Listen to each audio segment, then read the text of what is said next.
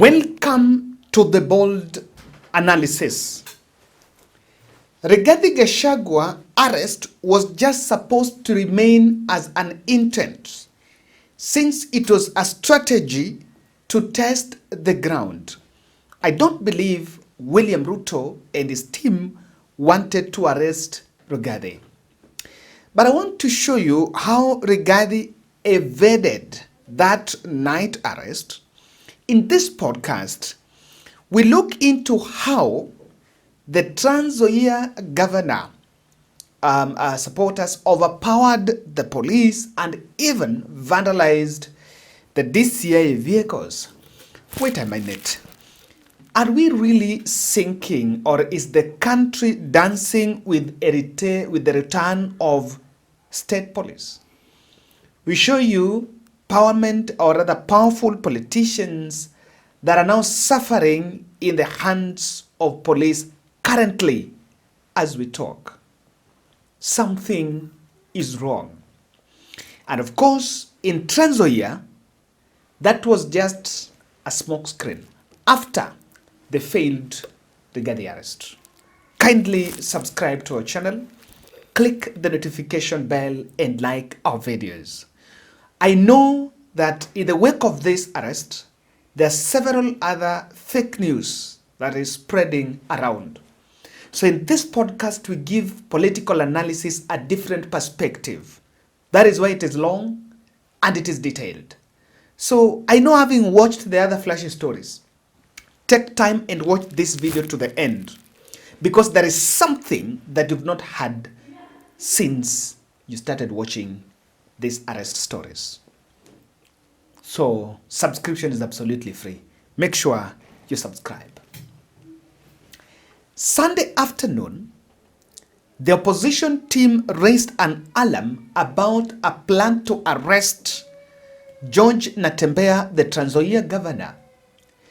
And that also came at the same time Murkomen and Kithure Kindiki, speaking in separate events, were also threatening to arrest Rigathi Gachagua. Ati wewe unataka kushika Rigathi Gachagua. Itawezekana? Itawezekana? Mnasema wajaribu?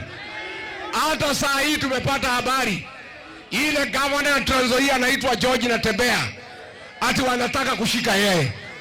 Mimi namwambia watu wangu hapa Murang'a, wakishika Natembeya, hata sisi tutafuka barabara tusimamishe hii Kenya. Anti-Corruption Commission should never be weaponized against people who are exercising their right of freedom. Governor Natembeya is threatened as we speak. On Monday, which is tomorrow, they're supposed to go, they have obtained search warrants to go and search his house. Their intention in Governor Natembeya ashikwe tu, onekana ameshikwa na watu wa Trans Nzoia, governor ameshikwa, alafu wamwachilie. Watakuwa wamemweka aibu ya kutosha. And Rigathi and Kalonzo were actually warning Kenya Kwanza against Natembeya arrest. Now, but little did they know that immediately this came, and immediately Rigathi finished talking in Gatanga, a contingent of police officers were already hovering around his Wamunyoro residence, of course planning to arrest him. And so the photos were flashed, and I think I did that analysis here, looking for Rigathi. Now, there is a tweet from Senator Methu on what happened when Rigathi left Gatanga. Already the information, he had already received intelligence about his arrest, and he escaped. Senator Methu is saying, "Thank you all for your concern. I am safe. Kama ni wewe umebeba mzee alikuwa na jacket ya black na kofia ya black, ukiwa na pickup imejaa avocado, ukamshukisha Delview, barikiwa sana. Hizo Subaru zilikuwa na maubad." So when this information came out, Rigathi did two things. He changed route, he swapped cars and changed route, and instead of going to people who know that route, instead of going the Karatina way, he took the side as if he was going to the side of Kirinyaga. And since then, the police lost radar of Gachagua. And it's believed that he was hosted by a prominent politician around those areas. So later on, if just to show you that there was no plan to arrest Gachagua and these people were just running flash stories. Rigathi was in Madeira, in Gatanga, in Muranga. The convoy drove, not coming back to Nairobi, going all the other side of Nyeri before it changed. But at night, police officers were dispatched in his residence back in Nairobi. Do you think they didn't know Rigathi was there? So journalists who went there at night later confirmed that police had been withdrawn. They didn't get there. Even in Munyoro, they didn't get. Remember, all through Rigathi remained quiet. Because probably the trap was, we see how Rigathi is reacting. Maybe if he's going to incite some people to come and start protesting, and through that you run, Rigathi is bringing violence. So he stayed out of it. But again, having known that they have not arrested Rigathi, there's no way, they decided to pick alternative 2. And the alternative was about Natembeya. Now, in fact, if you want to know even the story, look at, and that's why I told you, leave alone the stories that Rigathi has been arrested. Rigathi has not been arrested. And I can tell you no one wants to arrest him. They're just running these stories. This is the Nation headline. Nation is currently pro-state. Rigathi faces arrest. That is it. And it is just supposed to be facing so that they test what's happening. But Rigathi decided to retreat and keep quiet. Kama angekuwa, angeenda live hata awambie what's going on. Now today, defeated of that, the police now decided to effect the move to Natembeya. And very early in the morning, a contingent of police officers went and milled around the residence of Trans Nzoia Governor George Natembeya. Now, moments later, residents, of course, chanting the Tawe Battalion songs, also joined, and even in, as you can see in these photos, in these videos, they overpowered the police when they were trying to gain entry, and even vandalized some of the cars that were being used by the DCI. I've seen an interesting video, and I don't know whether it is, I don't know what's going on.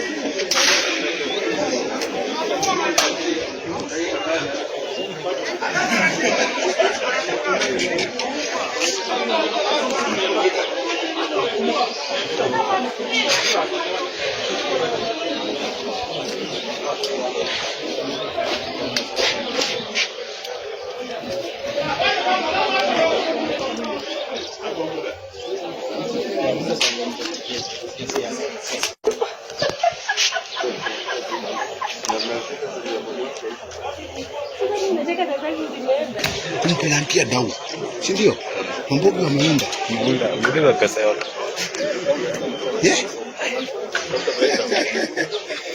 Bwana.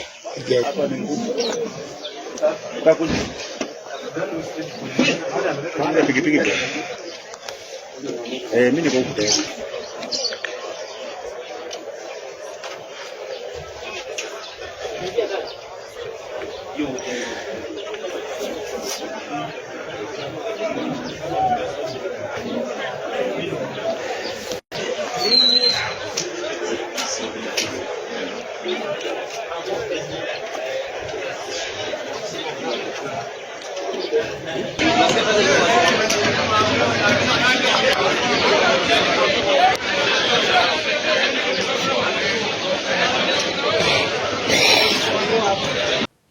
Look at this video.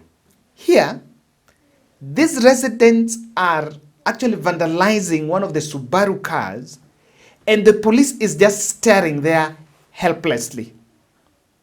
They're not doing anything. They're just staring there. And that team was led by Eugene Wamalwa. So the angry youths deflated the tires. Immediately, they deflated the tires, vandalized the Subaru cars, making them, that were parked outside, making them immobile. So that really frustrated what was supposed to be that operation. But then, do you think the police did not foresee a situation where residents will come? They knew. Were they overpowered? In their numbers, was it to be meant that way? I've seen someone asking, saying that Natembeya should now bear the cost. I don't think so. I don't think so. Those are members of the public. Those are people. Even if they've been mobilized, I know they could be mobilized. But those are people that are there. Now, see what hata wamekuja wamelipo. Wengine wamesikia tu governor kuna shida, watu wakaenda. Now, I've seen the brother even talking about this arrest. But this is the problem.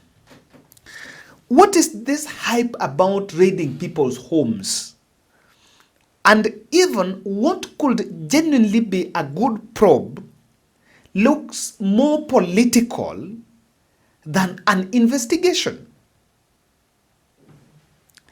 I've seen a story that the governor, they were actually pursuing the governor, which is a very good move, and the governor has recorded a statement about procurement irregularity queries amounting to 1.4 billion. Followed our client to the EACC headquarters, but unfortunately we are not allowed by the EACC officers to access our client. They say that they are brought him for statement recording, but is not allowed to access any legal facility by the EACC. When we ask them why we are not able to access the client, they are saying that the director in charge of investigation is yet to decide whether or not the client or the advocates will access their clients. So that's the current situation as we are here at the EACC. They have locked in our client. The client is inside here. But we're not able to access him or even to give him any legal counsel on all what the processes that are currently undertaking. Yeah, we'll keep on briefing you on the progress. Yeah. Okay, yes. Someone, was he arrested? Sorry? Was he someone to come? No, he was arrested. He was arrested. They arrested him this morning. They never issued any summons to that effect. Just so where did they arrest him? In his residence at Nairobi. But the unfortunate thing is that they are not allowing the advocates to access the clients. And that is a constitutional right that is the guarantee, the bare minimum guarantee, that an advocate has a right to access his client anytime, that the client has a right to be represented. It's a bare minimum provisions of a fair hearing, or a process that is governed by the law. That is what is happening. But they have completely refused us to access him. He's still a suspect. He's not an accused person. He still enjoys his rights, but they have refused us to access him. They say the director will determine whether or not the constitution is going to be obeyed. Yeah. And this is what then worries me. I don't even think the investigative agencies are genuinely pursuing these investigations. The whole hype about carrying huge cars and going to park them in front of someone's gate, going after the family there, the whole move, the whole circus generates a more political news, dramatic news, compared, and then that even covers what should have been generated. Remember, if it is not raiding someone's home, what should happen here is the discussion should be on the 1.4. We should actually be discussing the 1.4 billion procurement irregularity. But a different agenda has been set by the investigative agencies. And now the country is talking about dramatic raid on Natembeya's residence. Aren't we seeing that the same and the same investigative agencies that they should be investigating? And let me tell you. Now, Natembeya has recorded a statement. So if you ask a governor to go and record a statement about a 1.4 billion, atakataa kurecord. Just recording a statement. Okay, someone is going to wait. I know Kiambu governor's residence was raided and they got some billions. Then what? Then what? The whole thing, I don't know who is this stealing money and keeping in his house. And the whole thing about raid, to me, it's a headline generating activity. And I was even asking a very good friend of mine who is a police officer. I was tempted to ask him, it's called Onyango, whether there is an arrest allowance. Na mimi ni mtu mwadilifu. Nimefanya kazi kwa serikali miaka 26, hakuna hata siku moja kumekuwa na audit query. Natembeya anaulizwa alipa nini, hakuna hiyo ujanja hiyo. Basi tutafutie maneno kuja kupekea maneno tutupake matope, waanze kuharasi watu hapa. Ndio sisi sitakubali. Sitakubali. Na nimesema mtu akiwekea mimi mambo, nitaweka Roho Mtakatifu mbele. Yeye apambane na Mungu kwanza, si ndio? Na sisi wote tunapiga magoti tunaomba Mungu na Mungu anatusikia. Usitendee mtu udhalifu kwa sababu uko na nguvu. Hii taifa la Kenya ni letu sisi wote.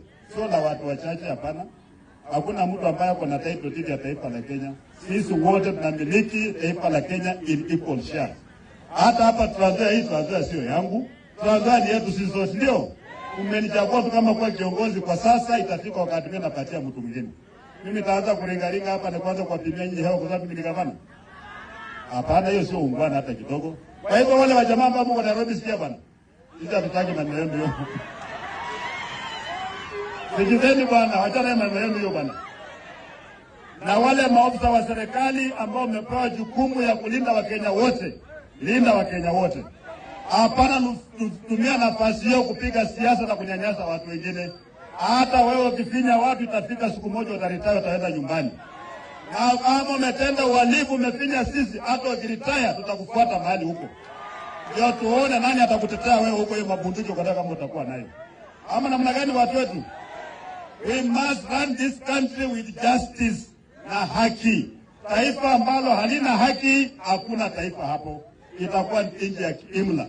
Alaba ndivyo niwaambie. Hakuna mtu yuko safe. All of us are scared. We don't know what next. They know his office. They have his number. They know. Kama hawa mnasema serikali hii atimetrain askari kuhusu arrest. What kind of arrest? Hii ni vitu ya banana government. Hii ni sheria gani hii ya kuja kuharass watu mpaka kwa boma watoto yao, bibi yao? They did not vote for the people of Trans-Nzoia did not vote for the children of life. They vote for children of Natembeya. Can you look for children of Natembeya? And you have the mechanism. You have the machinery to look for him. Why do you come and frustrate and harass children, even in the arrest? Why do you come to someone's residence na muna cause havoc, muna intimidate watoto, you scare the children, you don't have peace? Even these children have a right to be in this country. It's a big shame.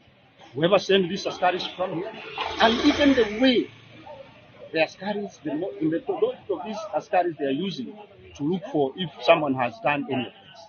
There is law, kuna sheria, na kila siku mimi nasikia hawa viongozi wanalia kuhusu sheria.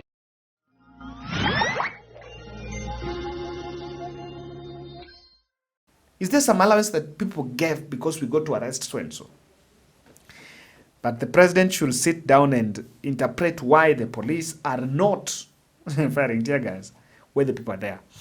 And the news even now reaching my desk now, as you can see, is another protest has erupted in Kitale town just to defend the governor.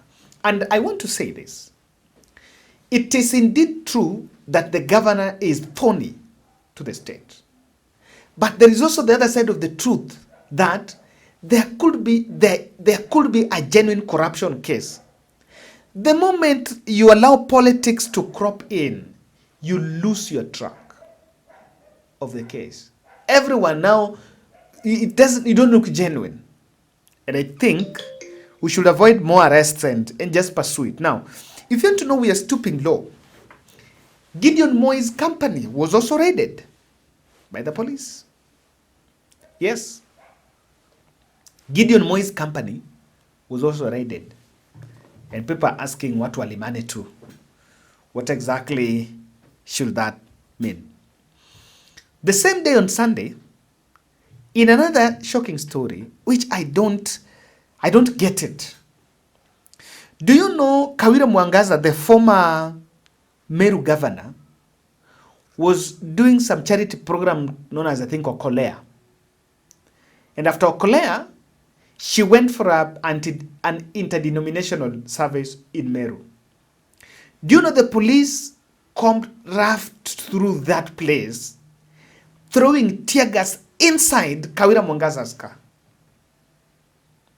And I have seen only Esther Passaris has commented about that. Let me look at Passaris' tweet. And you really wonder what exactly is the problem, as in shida iko wapi? What is wrong? What is wrong with all this? Unacceptable. I strongly condemn the unprovoked and excessive use of force by the police against former Meru Governor Kawira Mwangaza during a peaceful interdenominational prayer gathering in Tigania East. That a tear gas canister was hurled into her car on Mother's Day, and again yesterday, is a shocking display of state-sanctioned brutality. Kawira is now hospitalized, her driver was injured, and what began as a moment of worship and unity ended in chaos and pain. Who are the police acting for? President Ruto. When the protectors become the perpetrators, our democracy stands in peril. Freedom of assembly and worship are constitutional rights, not privileges granted by political favor. We demand accountability, we demand justice, we demand answers.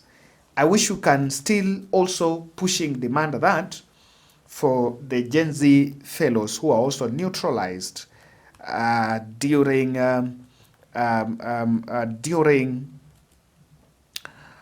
the Gen Z protest. I've seen another reaction from Caleb Hamisi. Yes, let me, I don't know whether he's done that tweet.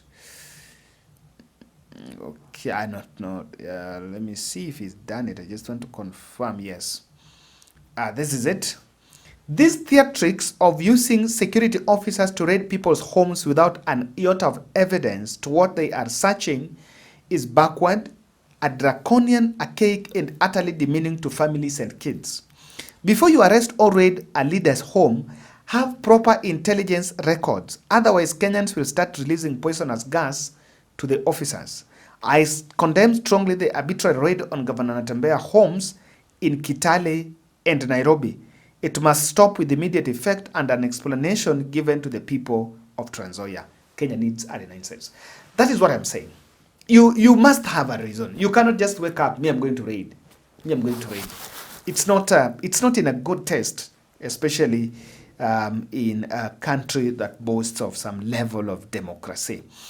Kenya Kwanza, and President should be wary of this path. The overuse of the police, and this is something we've been saying here, is a red alert. Because we are stoking the police-civilian conflict. I like the conduct of the police officers that was dispatched on Natembeya. They have not responded. They've not rebelled. They were just staring as things were going on. And sometimes, and of course, you need to remember, Natembeya was once a police, was once in that police system. So, here's intel. Sijui kama hawa watu watala kumshika aje. They even, fear, no, this guy, this was our boss. So, over dependence on police, and sometimes when you when the state unleashes police on opponents, it just shows how you are a coward. You are weak. Sometimes you don't, when you attack your enemy with such, it just shows you are weak. And police means you've lost the information war. Why can't you explain? What is it? Why is it you're arresting Rigathi? Yes. Why is it you're arresting so and so? Why is it you are doing this? You need to explain. That is it. The other danger here is it actually shows selective administration of justice. Remember, there's some other people that are summoned. The modus operandi, if it is about raiding people's homes, and remember it is done selectively. I know that Barchok home was raided. I know Governor Wamatangi's home was raided. Now it is Natembeya. Others are facing these cases. I'm told Otomo has been out of the country for quite some time. But others are not going through that. Others are not going through that. And that is what should actually be done. Even in Nairobi, there are a lot of corruption. Why are we not going through that direction? So when it is done, it shows that, okay, some people are favored. And that's what brings the politics in it. Number 3, I think we are creating political monsters out of nothing. We are bringing tension, unnecessary tension. Now protests has erupted in Kitale. For what? Things that, according to me, would have been avoided. So, ladies and gentlemen, that is my take. And I strongly believe these are some of the principles that ODM was standing against. So these are the times that are really going to test the real ODM is. Does ODM support this? What happened to Kawira Mwangaza in Meru? Does ODM support that? This is the time to know the real people that have the country at heart. We are not doing well. Yeah, it's not a good direction as a country. And I still believe, and I still insist, the investigative agencies should probe these cases without suckers. When you involve the suckers, it is the suckers that becomes news. Now, when you read a newspaper story on Natembeya, the headline will be Natembeya raid. Then the 1.4 billion thing, inakuja huko mwisho, huko chini. No one talks. But in real sense, the headline should be Natembeya's 1.4 billion missing raid. That is it. You're not standing well. We must get it right. Thank you.